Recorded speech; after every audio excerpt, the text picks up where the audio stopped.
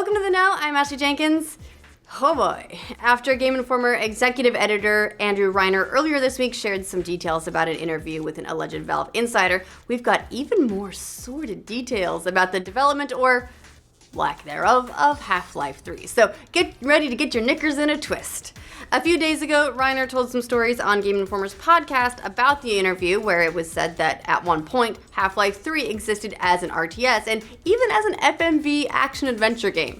Reiner got so many requests this week to publish the information that he finally decided to run the interview yesterday, and well, it's not pretty. According to the alleged Valve insider, Half-Life 3 doesn't exist. He, or she, goes on to say that several attempts have been made to get the game off the ground, but every Half-Life project ultimately just starves to death. The people that tried to give it life find themselves better off working on other projects. What you have left is nothing going on with Half-Life. Ouch.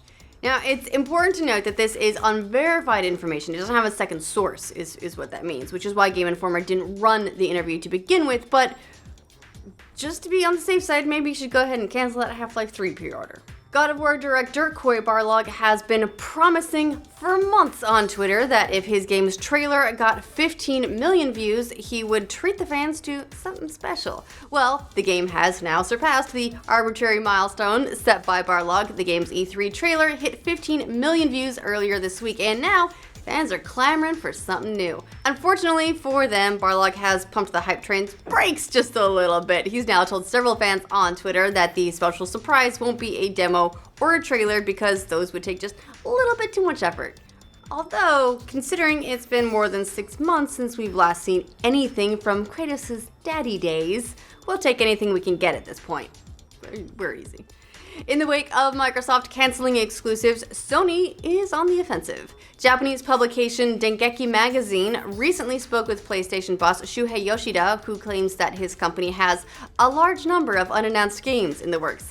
Of course, whether or not those games are slated to come out this year is another story altogether. So far, PS4's calendar is fairly front-loaded this year for their exclusives, but we don't really know what to expect throughout the summer and beyond. There have been rumors of another Bloodborne game releasing later this year, and there's a chance even God of War could find its way to 2017 as well, if we're all good girls and boys. It seems we'll just have to wait until E3, however, before we see more of these unannounced games. Despite some grandstanding about how the size of its unannounced exclusives list is impressive, not even Sony is immune to some studio closures of its own. The company just confirmed today that it'll be shutting down one of its subsidiaries, Guerrilla Cambridge.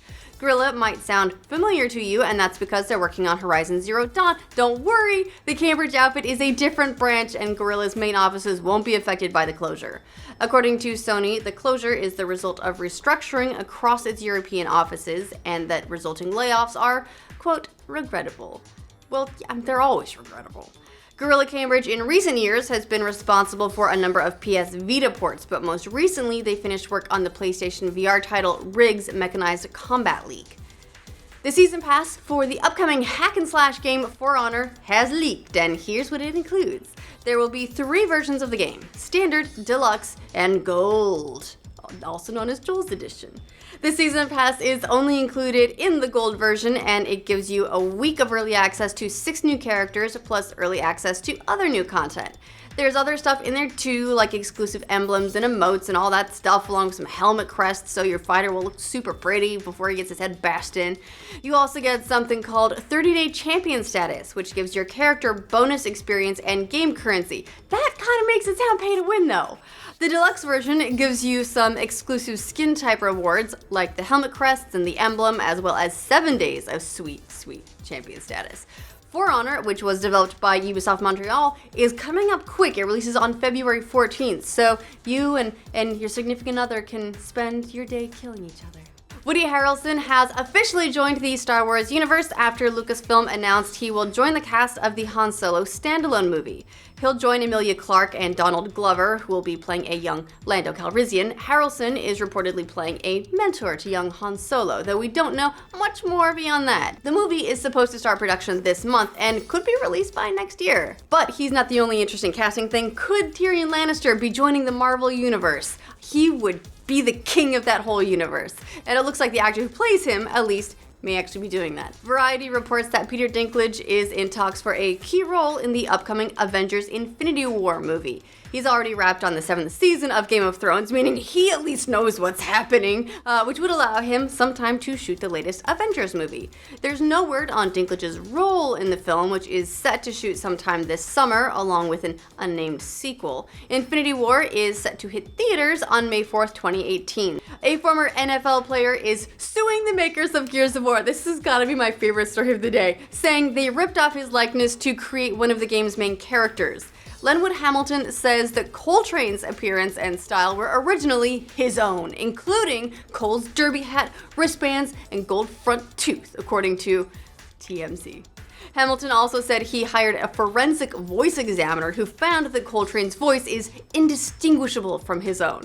A defendant wasn't named in the suit, but GamesIndustry.biz confirmed that Microsoft and Epic Games are named in the legal documents. Hamilton is even suing Coltrane's voice actor, Lester Spate, who you might remember from the Reebok commercials, Terry Tate, office linebacker.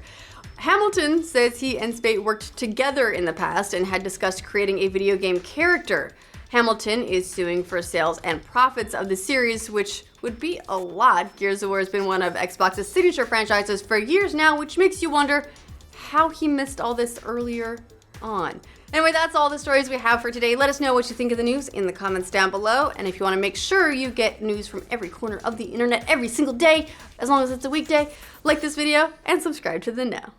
Unfortunately for them, Barlog...